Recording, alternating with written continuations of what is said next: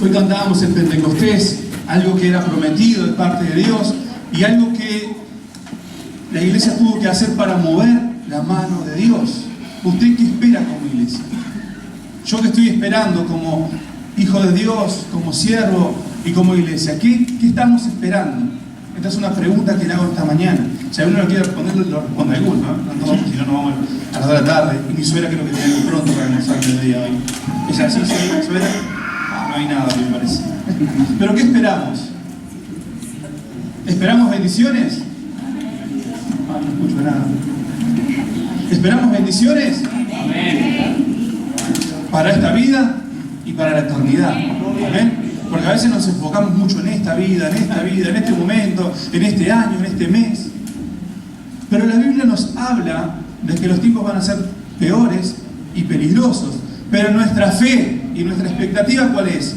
Que aún a pesar de que la Biblia me habla de todo eso, que tengo que estar preparado para todo eso, yo tengo fe. Yo tengo esperanza. Yo estoy confiando que el Señor va a traer a mi familia, que el Señor va a sanar mi tierra, que el Señor va a levantar obreros, predicadores, maestros, maestras, salmistas. ¿Cuánto dan gloria a Dios? A pesar de todo eso, yo tengo fe que el Señor me mira, y no me mira como me miro yo, lleno de limitaciones, de fracasos, sino que me mira como un vaso precioso en el cual me puede usar. Y a pesar de que la Biblia me dice que los tiempos van a ser peligrosos y que la apostasía, que está acá a la vuelta de la esquina, marca los tiempos del fin, yo tengo fe y esperanza que el Señor va a seguir haciendo milagros, maravillas, salvando, restaurando, moviendo su mano de poder. ¿Cuánto da gloria a Dios?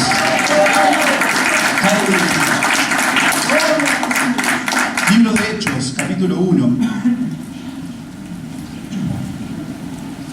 Vamos a ver un pasaje bíblico y vamos a meditar en 2 versículos, que es lo que quiero hablar esta mañana con la iglesia, con ustedes y para mí también. Capítulo 1, verso 4. Recuerda que Jesús murió y resucitó con poder. ¿Cuánto dan gloria a Dios? Y esa es nuestra esperanza y nuestra predicación. Si no, Pablo dijo: si Cristo no resucitó, es en vano todo lo que estamos haciendo, estamos perdiendo el tiempo. Pero es nuestra fe y esperanza que el Espíritu de Dios está con nosotros. El Espíritu que levantó a Cristo entre los muertos, hoy está adorando, hoy está ministrando nuestra adoración y está con nosotros para bendecirnos y para restaurarnos. ¿Cuánto dan gloria a Dios? Y saben que Cristo es maravilloso. Nuestro Señor es maravilloso. Yo el jueves predicaba de que cuando Jesús fue a buscar a Pedro, que estaba caído espiritualmente, y Jesús le había dicho: Pedro, me vas a negar, y cuántas veces nos puede pasar a nosotros, quizás hoy nos está pasando esta mañana, y Jesús resucitado, todo lo que hizo en el mundo espiritual, el Señor, todo lo que ha hecho, y así todo, el Señor se levanta entre los muertos y va a buscar a sus discípulos para ministrarle, para restaurarle, con mucha paciencia, con mucho amor, como lo hace con cada uno de nosotros, cada día, cada mañana y cada día. ¿Cuánto dan gloria a Dios? Y así el Señor lo hizo con Tomás, el incrédulo, famoso Tomás por la incredulidad, con Pedro, que estaba caído, que dijo: volvamos a pescar, y andaba, vio cuando andamos mal espiritualmente, que no, la fe no está, y Pedro, así estaba Pedro, y todavía no había pescado, encima no había pescado nada, y era un fracaso, y el Señor lo restaura, y siguió haciendo maravillas y milagros del Señor, y restauró muchos, pero y llegó un momento que fue ascendido al cielo. Eso lo sabemos y lo creemos.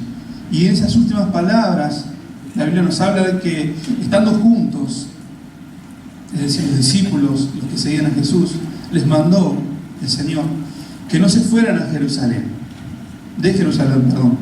sino que esperasen la promesa del Padre, la cual les dijo: oíste de mí. ¿Se acuerdan cuál era la promesa? Que iba a venir el Consolador. Dijo: les conviene que yo me vaya. Y decían: claro, si estaba Jesús, estaban las soluciones, pero Jesús le dijo: les conviene que yo me vaya, porque el Padre va a enviar al Espíritu Santo. Y es lo que hoy estamos viviendo y disfrutando. ¿Cuánto dan gloria a Dios? Porque ciertamente Juan bautizó con agua, mas vosotros seréis bautizados con el Espíritu Santo dentro de no muchos días. Entonces los que se habían reunido le preguntaron diciendo: Señor, ¿restaurarás el reino de Israel en este tiempo? Él les dijo: no os toca a vosotros saber los tiempos o las sazones que el Padre puso en su sola potestad, pero recibiréis poder. Este versículo nos encanta. lo sabemos de memoria. Pero recibiréis poder cuando haya venido sobre vosotros el Espíritu Santo, y me seréis testigos en Jerusalén, en toda Judea, en Samaria y hasta lo último de la tierra. ¿Cuánto dan gloria a Dios? Verso 12. Entonces volvieron a Jerusalén desde el monte que se llama el Olivar, Monte de los Olivos, el cual está cerca de Jerusalén, camino de un día de reposo. Y entrados subieron al aposento alto donde moraba Pedro y Jacobo, y Juan, y Andrés, y Felipe, y Tomás, Bartolomé, Mateo, Jacobo, hijo de Alfeo, Simón el celote, y Judas, el hermano de Jacobo. Verso 14. Todos, dice la palabra de Dios, estos perseveraban unánimes, diga conmigo unánimes, en oración, repita, en oración y ruego. ¿Cuánto dan gloria a Dios? Con las mujeres y con María, la madre de Jesús, y con sus hermanos. Hasta ahí, le vamos a hacer cortito. Y yo quiero hablar esta mañana sobre dos versículos, verso 4 y verso 14. Verso 4 dice: estando juntos le mandó que no se fueran de Jerusalén, sino que esperasen la promesa de Dios.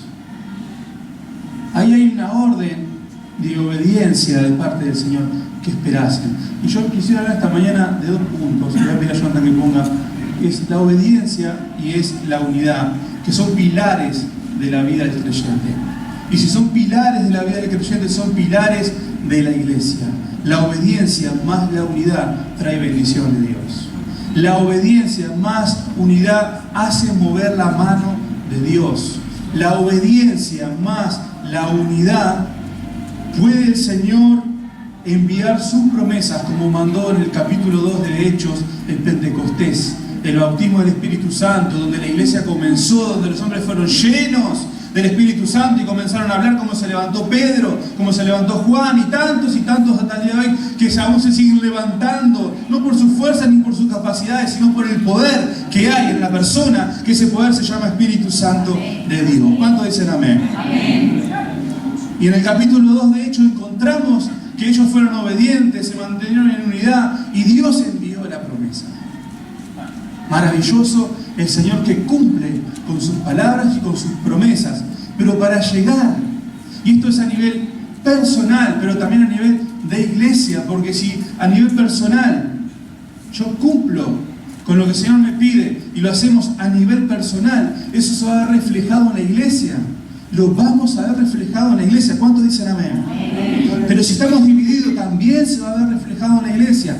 Pero cuando la iglesia se mantiene en obediencia a la voz de Dios y en unidad, podemos llegar a ver el mover de Dios y la mano de Dios. ¿Cuánto dan gloria a Dios en esta mañana? Por eso, ¿cómo esperar? ¿Cómo esperar un mover de Dios? ¿Cómo esperar un avivamiento? ¿Cómo esperar un despertar? ¿Cómo esperar que Dios haga algo? Uno de los pilares de nuestras vidas es la obediencia y la unidad. Recuerden que Jesús tuvo un proceso con sus discípulos, así como lo tiene con cada uno de nosotros, desde que comenzamos. Usted no es el mismo desde que comenzó. Yo no soy el mismo desde hace 11, 12 años atrás. Hay un proceso. A veces yo me imagino al Señor cuando se agarraba la cabeza conmigo y así es. Porque el Señor a veces les decía: no han entendido nada. Pero el Señor seguía con su amor, con su paciencia, administrando. Y muchas veces yo me imaginaba cuando le erraba y le erro, y el Señor, ahora pienso que menos se agarra la cabeza conmigo, ¿no? Pero al principio se agarraría la cabeza y decía: ay, no entiende nada de fe. Y muchas veces les pasó eso al Señor con sus discípulos. Recuerden que, por ejemplo, para dar una introducción o una ilustración, recuerden que cuando Jesús comenzó su ministerio, llamó a sus discípulos. En un momento les dijo: vayan en la barca, vamos en la barca. Se levantó una gran tempestad. Eran hombres que conocían el mar, que conocían las tormentas, que conocían el agua, conocían cómo salir de esa situación, y de repente los discípulos se enloquecieron por un momento de crisis, cuando muchas veces quizás nos puede pasar a nosotros, momento de crisis. ¿Qué hago, Señor? ¿Dónde estás, Señor? ¿No eras que estabas conmigo, Señor? Y fueron a levantar al Señor, que estaba durmiendo. Y le dijeron: no tenés cuidado de nosotros, Señor, que padecemos. Nos estamos muriendo, esto es más fuerte, esto es más grande de lo que yo me imaginaba. ¿Cuántas veces nos pasa? esto es más grande de lo que yo me imaginaba, o de lo que yo puedo hacer o solucionar. Y el Señor los reprende y le dice, tienen poca fe. Y calmó el mar, ¿se acuerdan? Y los vientos. Y dijeron, ¿qué hombre es este que aún el mar y los vientos le obedecen?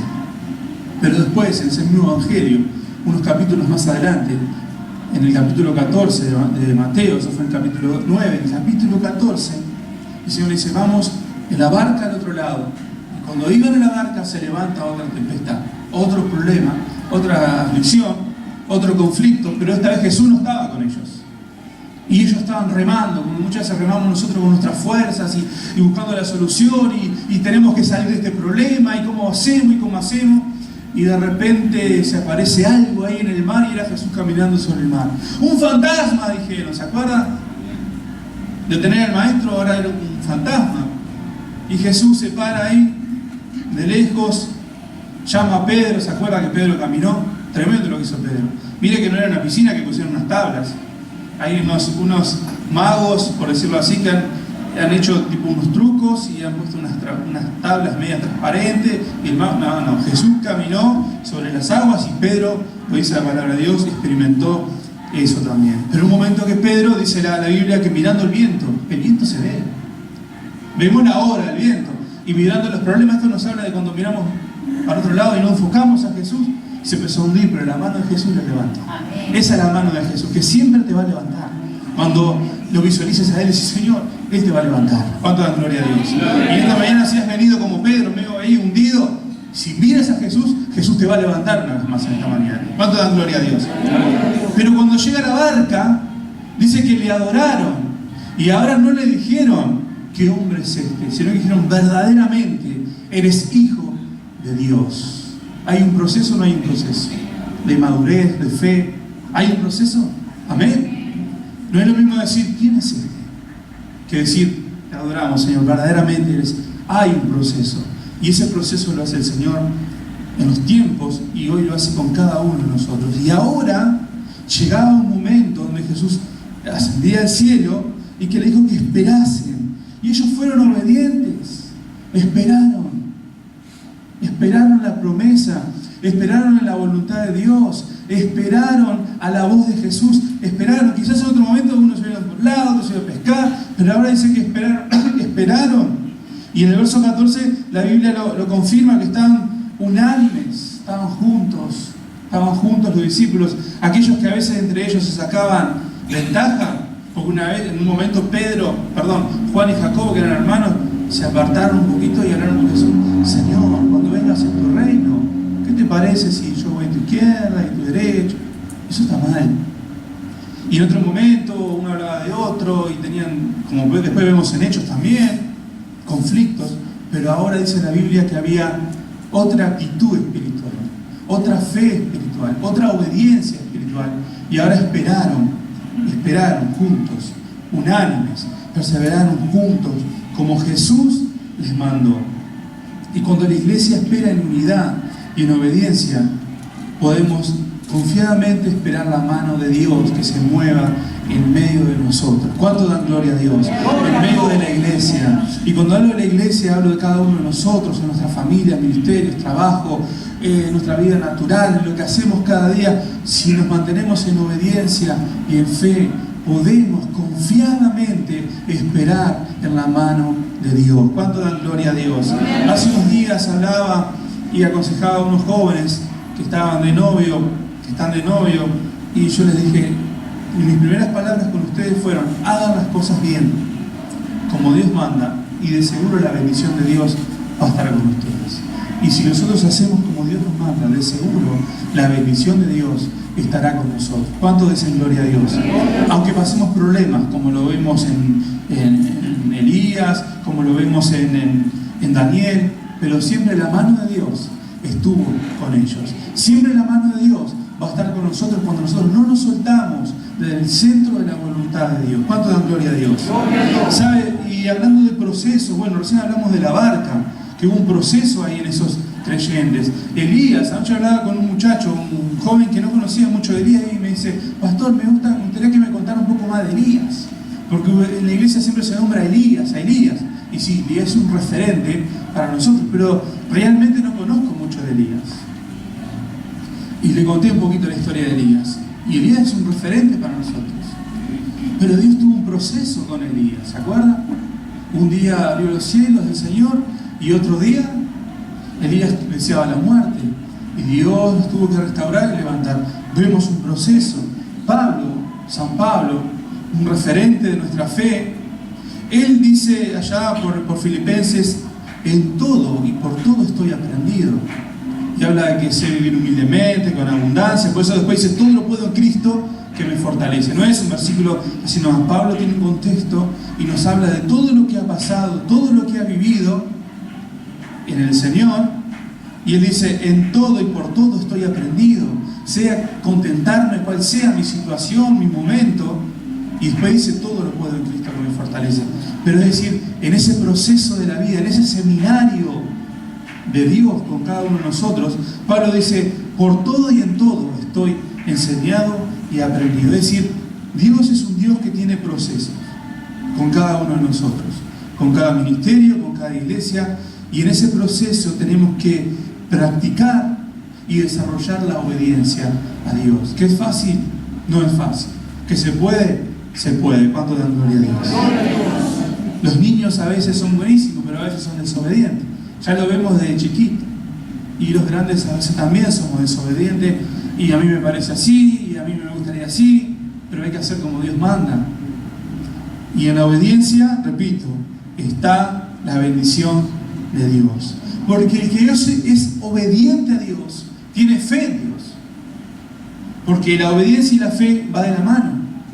Porque yo tengo fe en mi Dios, en mi palabra. No es un negocio Dios para mí. No es que si le doy 10 me va a dar 100. No, yo le doy a Dios lo que le tengo que dar. Yo confío en Dios, le doy mi servicio, le doy el dinero, o le doy lo que... Pero por fe a Dios, en obediencia a Dios. Y de seguro Dios va a estar conmigo. De seguro Dios va a hacer la obra, me va a dar lo que necesito y me va a ayudar, me va a restaurar, me va a levantar y me va a capacitar. ¿Cuánto dicen amén? Amén. Pero claro, el que es obediente tiene fe, va de la mano de la fe. Y también va de la mano de la esperanza. Porque cuando yo conozco la palabra de Dios y me propongo serle obediente a Dios, tengo fe y tengo esperanza de que Dios me va a bendecir. Al menos a mí me ha pasado cuando llegué al Señor. Empecé a conocer la palabra de Dios, tuve una conversación con el pastor y dije, yo voy a poner toda mi fe. Ya no la pongo más en 5 de oro, en un político. Yo no pongo más mi fe en placeres. Ahora voy a poner mi fe en Dios. Mi obediencia en Dios. Y eso me trajo esperanza en Dios. Y la esperanza nos hace esperar en Dios. La obediencia nos hace esperar en Dios. Crecer en Dios. ¿Cuánto dan gloria al Señor? Ahora oramos por nuestro país, Mari oró, todos tenemos un cambio, queremos vivir mejor, pedimos un cambio para nuestra iglesia, para nuestras vidas, para nuestros ministerios. Es verdad, lo queremos, lo anhelamos, lo deseamos, pero todo ese tipo de cambio, para que se pueda dar, si está en la voluntad de Dios, creo que hay cosas que están en la voluntad de Dios, tenemos que esperar en obediencia a Dios. En obediencia a la voz de Dios y a la palabra de Dios. María, la madre de Jesús, fue una muchacha obediente a Dios.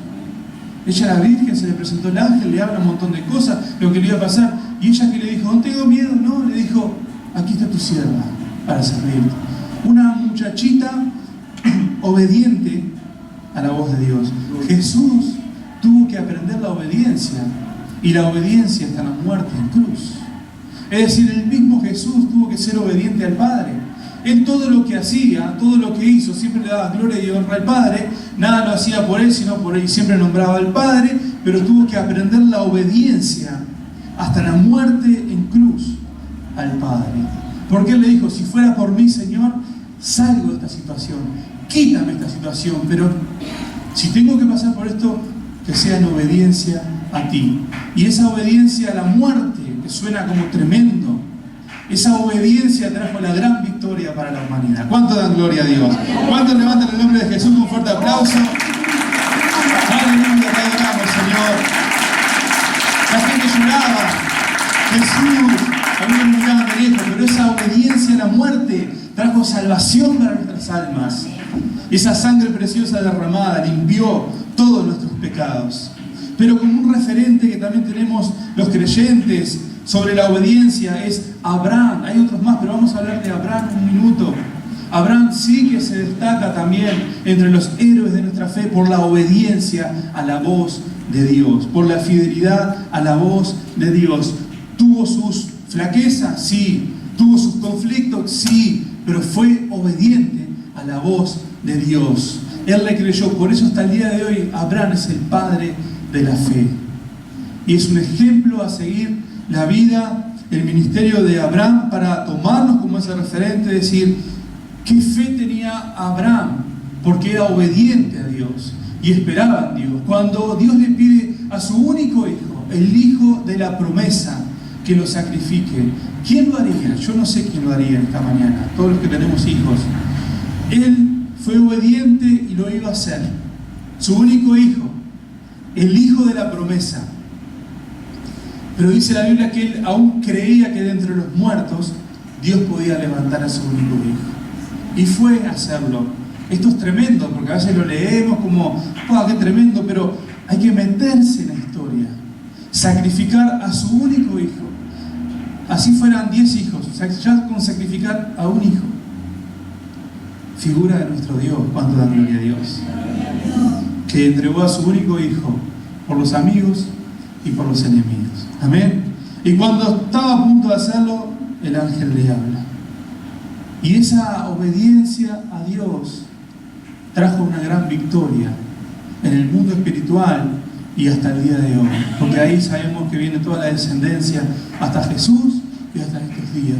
Por eso la obediencia, mis queridos hermanos, tenemos que practicarla, tenemos que cultivarla, tenemos que vivirla y tenemos que alegrarnos y gozarnos en la obediencia. Como decía el salmista, el hacer tus mandamientos es un deleite para mí. Que la obediencia en esta mañana a Dios, a su palabra, no sea una mochila, una carga de 200 kilos que no puedo más, sino que sea un disfrute la obediencia a Dios. Repito, ¿es fácil? No. ¿Se puede? Sí. ¿Cuánto dan gloria a Dios?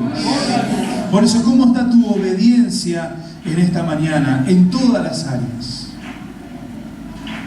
Una vez una persona me dijo, yo en los frutos del Espíritu, algunos ando bien, otros no. No son los frutos, es el fruto del Espíritu. Y así decimos, bueno, yo en la obediencia ando bien, ya no miro más cosas que miraba antes, le doy al Señor mi ofrenda, mi diezmo, pero esta parte me está costando más. Y bueno, puede ser, pero lo importante es que Dios pueda ver en tu corazón un corazón que esté dispuesto a comprometerse y a vencer toda tentación, toda caída y ser obediente 100% al Señor. Amén. Y el otro punto que quería hablar con ustedes esta mañana es la unidad. Verso 14. Todos perseveraban unánimes en oración y ruego, con las mujeres y con María, la Madre de Jesús, y con sus hermanos. Todos perseveraban unánimes. Esto nos habla de unidad, nos habla de dejar al lado los egos, nos habla de dejar al lado los celos, nos habla de dejar al lado la murmuración, nos habla de dejar de lado la crítica, nos habla de dejar de lado el yo, mirarme a mí, mi ministerio, mis milagros, mi don, mi talento. No, nos habla de unidad. Y cuando habla de unidad abarca muchas cosas. Habla de apoyar al hermano, de orar, bendecirle. Y quizás no puedo ir a la casa, pero le mando un mensaje, le llamo, como un ejemplo que quiero dar. Cuando un hermano es levantado, una hermana por Dios en la predicación, no ponerme celoso, no, sino que al contrario, me uno en oración para que Dios siga restaurando a esa hermana, levantando a ese hermano, que Dios siga haciendo milagros a través de ese ministerio. Ahí hablamos de unidad. Cuando alguien está necesitado, quizás en el silencio, apoyar, colaborar. En los diezmos, en las ofrendas, también hablamos de unidad. Hablamos de unidad porque lo que ya hemos entendido esta parte es un gozo y es parte de nuestra adoración a Dios, y entendemos dónde va volcado eso, y es parte de la unidad entender la visión de Dios y el proceso de Dios, levantar iglesias, ayudar, colaborar, entendemos, y estoy dando algunos ejemplos de unidad. En un equipo de trabajo, en un grupo de música, tiene que brillar la unidad. En un equipo de trabajo tiene que brillar la unidad. Tiene que salir a luz la unidad, y la unidad tiene que alumbrar a otros. Porque saben una cosa, cuando hay un equipo que está unido, sea músicos, sea un cuerpo pastoral, sea la iglesia, se nota.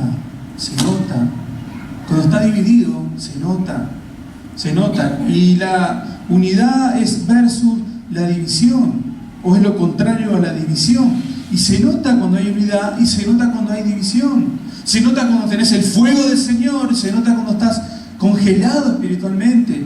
Pero en la unidad Dios puede traer la victoria. A veces Dios obra porque es maravilloso y lo hace igual, pero en la unidad Dios va a traer la victoria. ¿Cuánto dan gloria a Dios? Y ellos que antes andaban ahí con conflicto, a ver quién estaba primero delante de Jesús, quién iba a estar al lado de Jesús, quién iba a ser mano derecha de Jesús, ahora perseveran unidos, en unidad, en oración, en ayuno decía, no, en ruego, en ruego. Hoy con Mirta le desafiamos a que estén ayunando y orando, la reunión de damas. Pero cuando hay unidad, y para que haya unidad muchas veces yo mismo tengo que menguar. Usted tiene que menguar para que haya unidad. Aquí nadie es más que nadie y todos necesitamos de todos. Y el Señor también necesita de nosotros, sobre todo que haya unidad. Aquí nadie es más que nadie. Todos precisamos de todos, todos necesitamos de todos. Y todos nos tenemos que apoyar en todos. Todos tenemos que ser todos. No quiero hacer política, todos, no, bueno. Ustedes me entienden, estoy hablando de la palabra. Pero a veces quizás hay cosas que yo no puedo hacer, pero quizás puedo mandar a otra persona. O quizás puedo aconsejar a otra persona. Pero nadie es más que nadie. Todos somos necesitados del Señor y todos dependemos del Señor. Y gloria a Dios cuando Dios está levantando líderes, músicos. Me alegro, me gozo. Y que eso se refleje en la unidad. Porque cuando hay obediencia, más unidad, Dios puede mover su mano.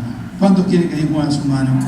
Anhelamos ver la mano de Dios. Hace unos días estuvimos orando por un joven que una bala perdida le entró por la frente, le salió por la nuca.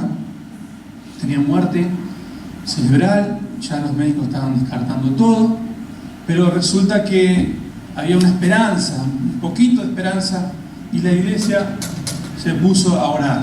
¿Cuánto dan gloria a Dios?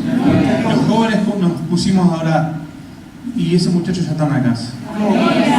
Está jugando al fútbol, está jugando al fútbol. Yo quiero que fuera mano de Dios. Amén. ¿Cuánto dan gloria a Dios? Estaba muerto. ¿Y cuántas veces lo hemos vivido? Nuestro pastor Jorge Coronel estaba clínicamente muerto. Me acuerdo que un día jueves me llaman los hermanos de allá, yo estaba muy en contacto con los hermanos de allá, poniéndome la orden, ese tipo de cosas. Y los hermanos un jueves me dijeron, mirá que Jorge ya no tiene ni creo, no sé si era un 8% de respiración, o sea, ya prácticamente es esperar, me dijeron de un momento a otro. Eso fue un jueves. El sábado en la reunión de convención allá en Mendoza, la iglesia oró, se unió. Y Dios cambió esa situación, dio eso, ¿cuánto dan gloria a Dios? Y lo levantó de entre los muertos. ¿Cuánto dan gloria a Dios? En el ministerio le decimos que es el Lázaro, no le escucha el brazo del Señor.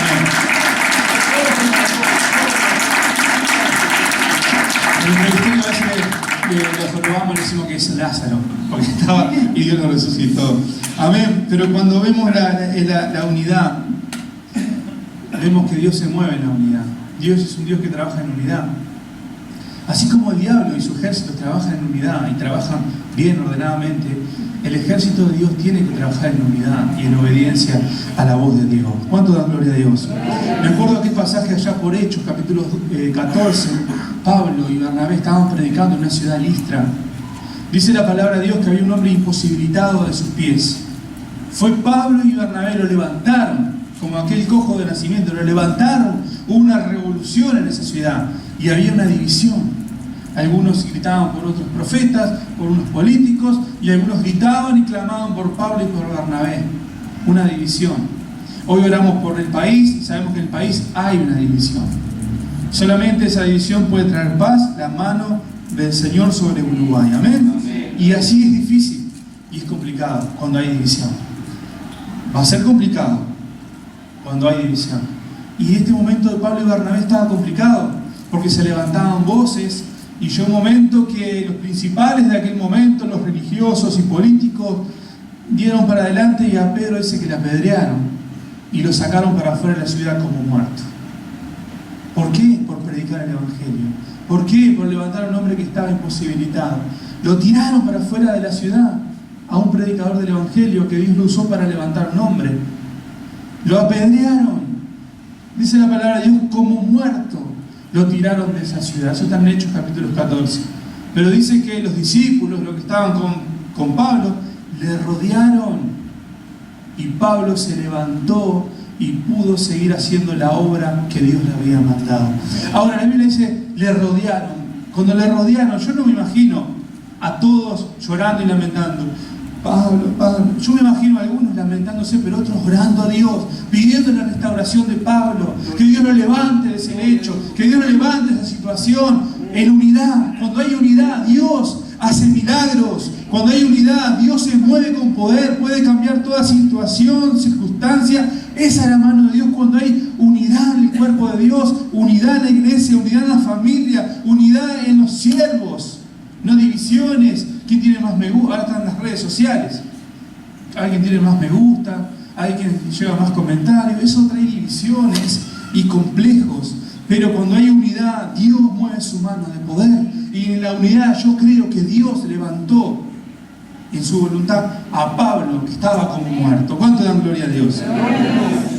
En el Nuevo Testamento, en un montón de cartas, encontramos a Pablo pidiendo por la unidad de la iglesia.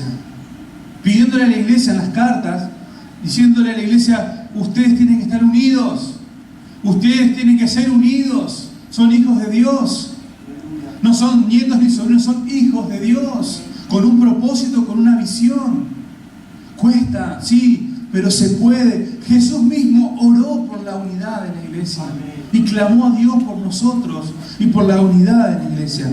Por eso, mis queridos hermanos, y quiero ir terminando, porque a veces decimos, ¿y Dios cuándo va a mover la mano en mi casa, en mi familia, en mi vida, en la iglesia, en tantas cosas, para esperar un mover de Dios? Vemos en esta mañana, en Hechos capítulo 1, que en la obediencia a la voz de Dios, a la voluntad de Dios, hay victoria. Y en la unidad hay más victoria todavía. Por eso en esta mañana caigan de nuestras mentes, corazones, divisiones, caigan la desobediencia, la incredulidad, que caigan esta mañana. Y que nos podamos unir. Si alguien tiene que arreglar algo con alguien, lo hace, no ahora, después, en algún momento. Primero con Dios me arreglo y luego con mis hermanos. Amén. Pero una iglesia dividida, hay un dicho por ahí que dice que el único ejército que se liquida entre sí es el ejército de los creyentes. Porque todos los ejércitos trabajan con una visión, con un propósito, y a veces es lamentable cosas que se ven y que se escuchan en el ejército de Dios. Pero cuando la iglesia empieza a madurar esta área y empieza a sacar de uno mismo lo que entiendo, que esto no tiene que seguir creciendo en mi vida, ni una raíz de nada, y empiezo a cultivar y a desarrollar en mi vida la obediencia y la fe, y repito, la obediencia no es darle a Dios el diezmo, la ofrenda y venir el domingo, no, abarca muchas áreas la obediencia a Dios y la unidad. Dios de seguro estará con nosotros, y de seguro la mano de Dios se va a mover con nosotros. ¿Cuánto dan gloria a Dios? Sabe, a veces proclamamos victoria, esto, lo otro, está bien, pero que en esta mañana podamos analizar, hacer un examen de nuestras vidas espirituales. ¿Cómo está mi obediencia a Dios? Mi obediencia hacia mis hermanos, mis autoridades, mi obediencia a la palabra de Dios. ¿Cómo estoy trabajando en unidad? ¿Estoy unido a la visión? Aunque a veces hay cosas que no me parecen, pero tengo que estar unido a la visión.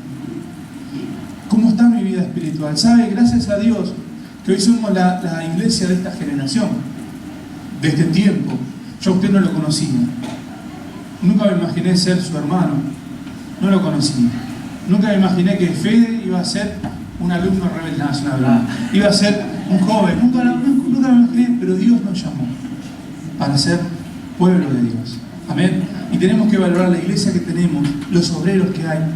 Miren, yo hablo con muchos líderes, otros obreros, estoy en otro ministerio también, que es GEU, converso con... Hay pleitos, conflictos, divisiones, diferencias. Tenemos que valorar la iglesia que tenemos. Tenemos que valorar el trabajo que ha hecho el pastor durante 36 años. Tenemos que valorar esta estructura que tenemos que valorar el fondo económico que tiene la iglesia, tenemos que valorar que hay talentos, está Victoria que canta, que predica con los jóvenes, está César que trae sus salmos, están tantos hermanos, están los que oran que nadie los ve, pero el que el Señor los ve, amén, están los que ofrendan y diezman que nadie los ve, que no hay un control, que lo hacen por amor y de corazón al Señor, están los que van a evangelizar y nadie los ve, están aquellos que hacen la llamada y nadie los ve. Tenemos la posibilidad, gracias al Señor, de que la iglesia pueda seguir avanzando y creciendo en la visión del Señor. Pónganse de pie esta mañana, vamos a estar orando al Señor y luego vamos a pedir a los enfermos que estén esta mañana. Me gustaría después de orar por la hermana Beatriz, después me gustaría que estuvieras pasando, levante sus manos al cielo. Que hoy caiga toda división entre medio de nosotros y toda desobediencia. Hermana Beatriz, pasa aquí adelante. Aquellos que necesitan oración esta mañana, pasen aquí adelante. Vamos a estar orando por los enfermos, por los necesitados, aquellos que entienden que necesitan tener un renuevo con Dios, en la obediencia y en la unidad. Vengan aquí adelante. Queremos orar por ustedes. Pastor Washington, le pido que esté pasando. Vengan aquí adelante. Vamos a orar al Señor. Gloria a Dios.